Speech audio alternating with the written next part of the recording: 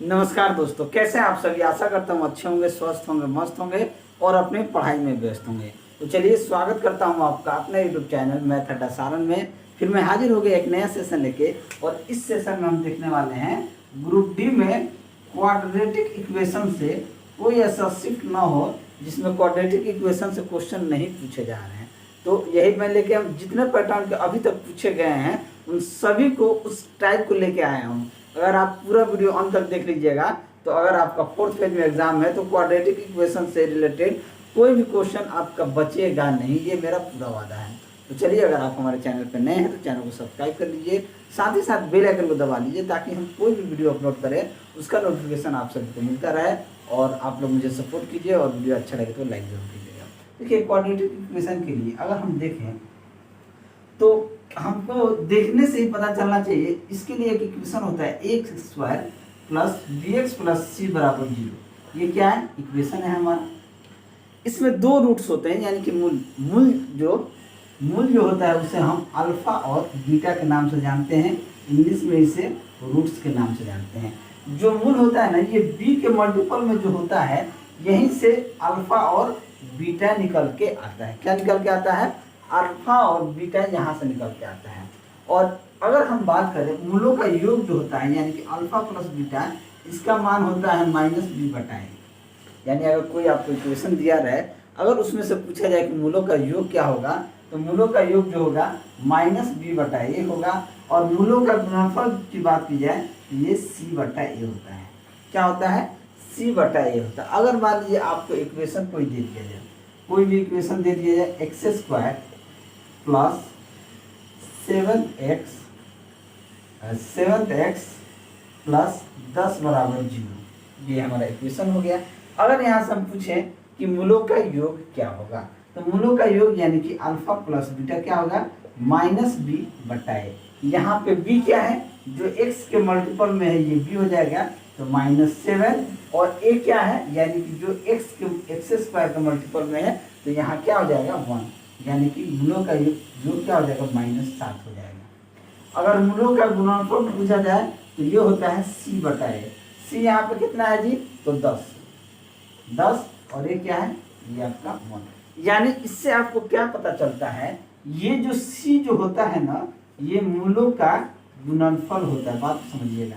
यहाँ देखिए alpha into beta यानी कि c/a, यानी कि ये 10 मूलों का गुणनफल होता है। ठीक है।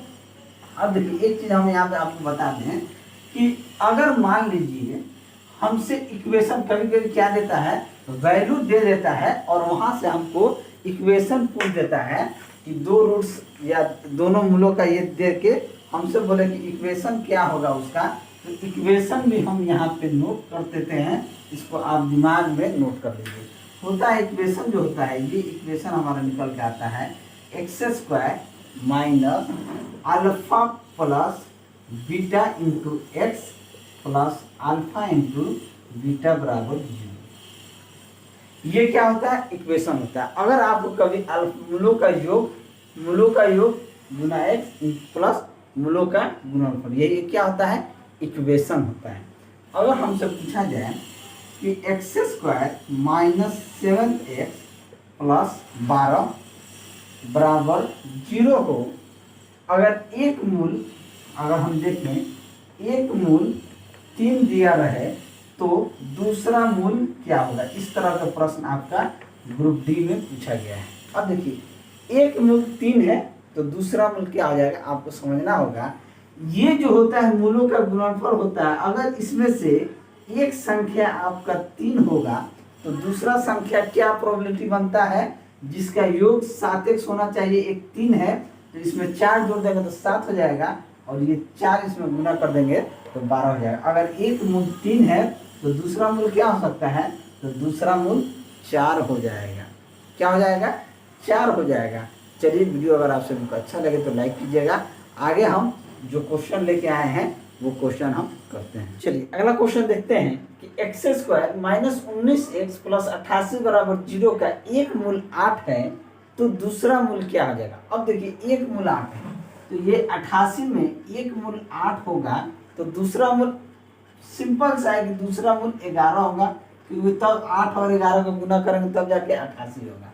या आप निकाल भी सकते हैं कैसे, देखिए ये x square minus 8x minus 11x plus 88, यहाँ से x कॉमन ले लेंगे तो x माइनस 8, ठीक है, माइनस 11 यहाँ से कॉमन लेंगे तो x माइनस का 8, तो एक मूल 8 होगा तो दूसरा मूल क्या हो जाएगा। और सिंपल सा चीज़ है कि दूसरा मूल 11 होगा। लेकिन आपको ये समझना होगा कि ये जो चीज़ होता है हमने क्या कहा था, ये अल्फा इंटू बीटा होता है। क्या होता है, अल्फा इंटू बीटा होता है। तो आपको आगे बढ़ने की जरूरत ही नहीं है। अगर ये इसी तरह का प्रश्न पूछा जा रहा है, एक मूल देके दूसरा मूल पूछ रहा है, अगर एक मूल 8 है तो दूसरा मूल क्या होगा, सिंपल सा चीज है, x square plus b x plus c बराबर 0 होता है। ये सी वाले वैल्यू को पकड़िए और उसको दो भागों उसका ऐसा फैक्टर कीजिए कि जिनका योग ये इसके बराबर आ जाए तो आपका आंसर आ जाएगा। अगर एक मूल 8 है तो दूसरा मूल क्या हो जाएगा, 11 हो जाएगा। या तो आप निकालिएगा तो भी ऐसे आएगा, यहाँ से क्या निकल के आएगा, x minus 8 into x minus 11। अगर इसे 0 के बराबर कीजिएगा तो 8 हो जाएगा, इसको 0 के बराबर कीजिएगा तो 11 हो जाएगा। तो उतना आपको करने की जरूरत नहीं है, मात्र 5 सेकेंड लगेगा।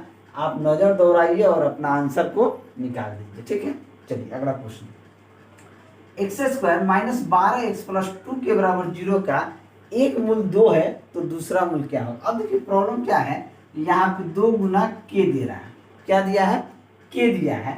तो हमको इस पे ध्यान नहीं देना, हमको इस पे दे देना है। अगर एक मूल 2 है तो यहाँ पे देखिए क्या होगा, यहाँ पे अगर देखिएगा ये क्या है 12x है, तो इसमें क्या रहता है, अल्फा प्लस बीटा रहता है। अगर एक मूल 2 है तो दूसरा मूल क्या होगा, 10 होगा। क्या होगा, एक मूल 2 है तो दूसरा मूल क्या हो जाएगा, 10 होगा।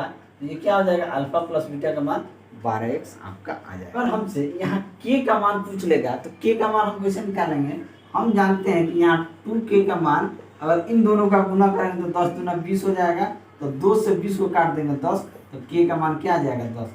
जब k का मान 10 आ जाएगा तो 10 दूना 20 यहाँ पे क्या हो जाएगा, 20 हो जाएगा। तो देखिए इक्वेशन हमारा क्या हो जाएगा, कंप्लीट हो जाएगा। चलिए अगला क्वेश्चन देखते हैं कि 2x square minus 15x plus 28 बराबर 0 का मूल ज्ञात करना है। इसके दो मूल हम कैसे ज्ञात करेंगे, हम इक्वेशन निकालना जानते हैं। ये 2 को 28 से गुना करेंगे, 28 दूनी 56। जब ये 56 हो गया, ये वाला संख्या हमारा 56 हो गया और ये वाला संख्या हमको 15 माइनस 15x करना है। इसका मतलब है कि इसे 7 और 8 में तोड़ देंगे तो हमारा क्या हो जाएगा, 7 8 56, 8 7 15, यानी कि इसका मूल क्या हो जाएगा, 7 और 8 इसका मूल हो जाएगा। हमको आगे बढ़ने की ज़रूरत ही नहीं है, ठीक है।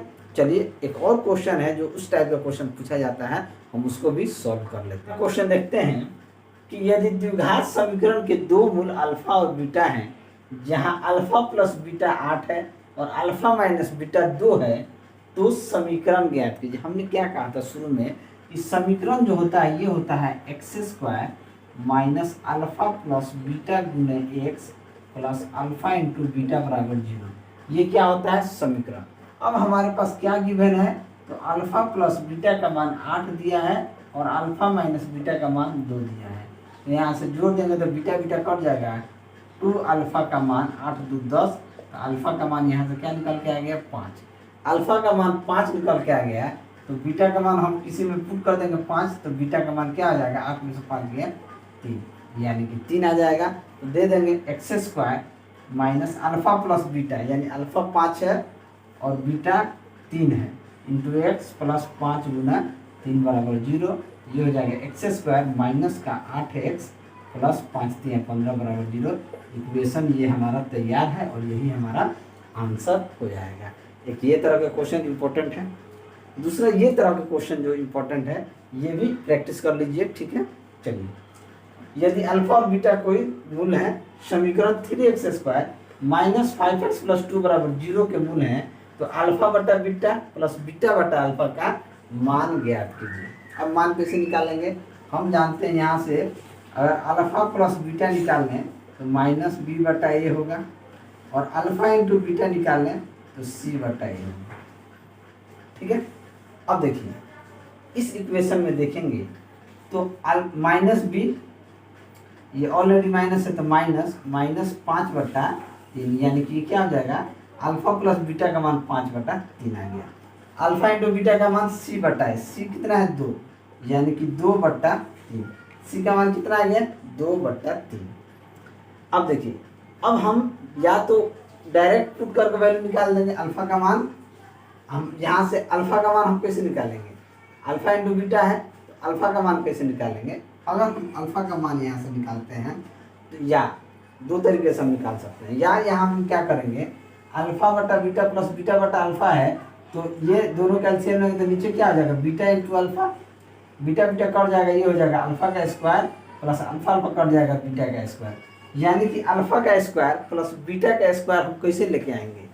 तो अगर देखिए अल्फा प्लस बीटा का स्क्वायर हमको निकालेंगे तो ये क्या होगा अल्फा का स्क्वायर, या इसे लिख सकते हैं अल्फा प्लस बीटा का स्क्वायर हम कैसे निकालेंगे, alpha square plus beta square minus का हमको अल्फा प्लस बीटा का होल स्क्वायर बराबर alpha square plus beta square minus का अगर 2, ये 2 अल्फा बीटा होगा, क्या हो जाएगा 2 alpha beta, a plus b का होल स्क्वायर और a square plus b square plus 2ab।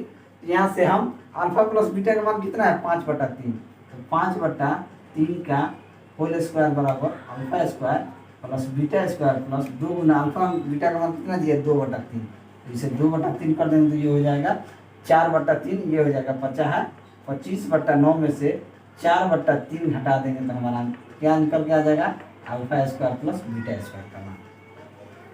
LCM कितना होगा 9 होगा, तो 25 माइनस 3 का 9, 3 चौके 12, यानी कि 13/9, यानी कि हाँ 13/9।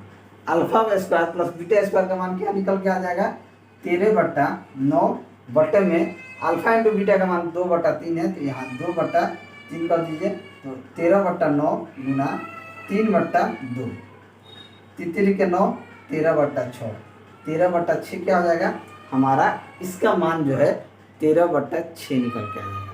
तो चलिए, अगर आप सभी को वीडियो अच्छा लगा हो तो वीडियो को लाइक कीजिए, दोस्तों में शेयर कीजिए, अगर आप हमारे चैनल पर नए हैं तो चैनल को सब्सक्राइब कीजिए। मैं ऐसे ही वीडियो लेकर आपके सामने हाजिर होता रहूँगा।